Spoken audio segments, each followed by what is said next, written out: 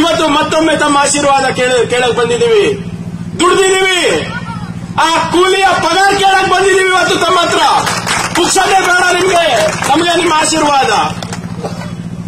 ನಮ್ಗೆ ನಿಮ್ಮ ಸಮಸ್ಯೆಗಳ ಅರ್ಥ ಆಗುತ್ತೆ.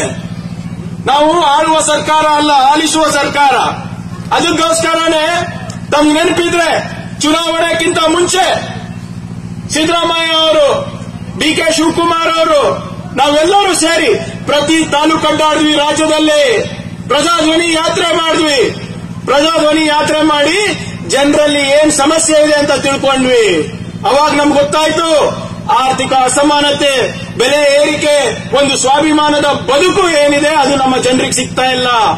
ಅದಕ್ಕೋಸ್ಕರನೇ ನಾವು 5 ಗ್ಯಾರಂಟಿ ಮಾಡಿದ್ವಿ.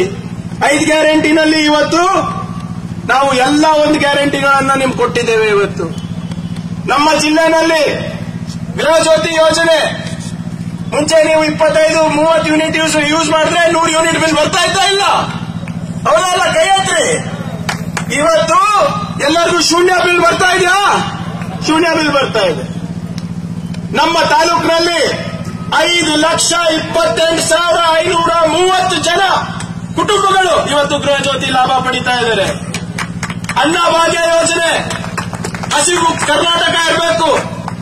ದುಡಿಯುವ ಕೈಗಳಿಗೆ ಯಾವತ್ತೂ ಕೂಡ ಖಾಲಿ ಹೊಟ್ಟೆನಲ್ಲಿ ಮಲ್ಕೋಬಾರದು, ಯಾರ ಕಡೆನೂ ಹೋಗಿ ಕೈ ಚಾಚಬಾರದು ಅಂದ್ಬಿಟ್ಟು ಪುಕ್ಷಟೆ ಅನ್ನ ಕೊಡ್ತಾ ಇದೀವಿ. ಇವತ್ತು ನೇರವಾಗಿ 178 ರೂಪಾಯಿ ಪ್ರತಿ ಕುಟುಂಬದ ಪ್ರತಿ ಸದಸ್ಯರಿಗೆ ನೇರವಾಗಿ ಡಿಬಿಟಿ ಆಗ್ತಾ ಇದೆ.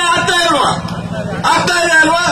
ಒಂದೊಂದು ಕುಟುಂಬದಲ್ಲಿ 4 ಜನ ಅಂದ್ರೆ ಎಷ್ಟು? 800 ರೂಪಾಯಿ 1000 ರೂಪಾಯಿ ತನಕ ಹೋಗ್ತಾ ಇದೆ. ಇವತ್ತು ನೀವು ಬರೀ ಅನ್ನ ಅಲ್ಲ, ಸಿರಿಧಾನ್ಯ ತಗೋಬಹುದು, ನೀವು ತರಕಾರಿ ತಗೋಬಹುದು. ಕಂಡ ತಿಂತೀರಾ? ಕಂಡನೂ ತಗೋಬಹುದು, ನಿಮ್ಮಿಷ್ಟ. ನಿಮ್ಮ ಆಹಾರ ವಿಚಾರದಲ್ಲಿ ನಾವು ಯಾವುದೇ ತಕರಾರು ಮಾಡ್ತಾ ಇಲ್ಲ. ಇವತ್ತು 19 ಲಕ್ಷ ಕುಟುಂಬಗಳು ಕಲಬುರಗಿನಲ್ಲಿ ಇವತ್ತು ಅನ್ನಭಾಗ್ಯದ ಯೋಜನೆಯನ್ನ ಪಡಿತಾ ಇದ್ದಾರೆ. ಇವತ್ತು ಗೃಹಲಕ್ಷ್ಮಿ ಯೋಜನೆ, ಮನೆ ನಡೆಸಲಿಕ್ಕೆ ಕಷ್ಟ ಆಗ್ತಾ ಇತ್ತಾ ಇಲ್ಲ? ಹೇಳ್ರಮ್ಮ, ಇವತ್ತೆಲ್ಲ ಕೂತಿದ್ದೀರಲ್ಲ, ಕಷ್ಟ ಆಗ್ತಾ ಇತ್ತಾ? 2,000 ರೂಪಾಯಿ ಇವತ್ತು ನಿಮ್ಮ ಮನೆಗೆ ನೇರವಾಗಿ ಬರ್ತಾ ಇದೆಯಾ? ನಿಮ್ಮ ಅಕೌಂಟಿಗೆ ಬರ್ತಾ ಇದೆಯಾ ಇಲ್ಲ? ಜೋರಾಗಿ ಹೇಳ್ರಿ, ಕೈ ಎತ್ರಿ. ಬರ್ತಾ ಇದೆಯಾ ಇಲ್ಲ? ಇದರಿಂದ ನಿಮ್ಮ ಕುಟುಂಬ ಚೆನ್ನಾಗಿ ನಡೀತಾ ಇದೆಯಾ ಇಲ್ಲ? ಆರ್ಥಿಕ ಸ್ಥಿರತೆ ಸ್ವಲ್ಪ ಮಟ್ಟಿಗೆ ಕಾಣ್ತಾ ಇದೆಯಾ ಇಲ್ಲ? ಅಡಿಗೆ ಮನೆ ಚೆನ್ನಾಗಿ ನಡೀತಾ ಇದೆಯಾ ಇಲ್ಲ? ನಡೀತಾ ಇದೆ. ಎಷ್ಟು ಜನ ತಗೋತಾರೆ ಗೊತ್ತಾ? ನಮ್ಮ ಕಲಬುರಗಿನಲ್ಲಿದು 5,22,171 ಕುಟುಂಬಗಳು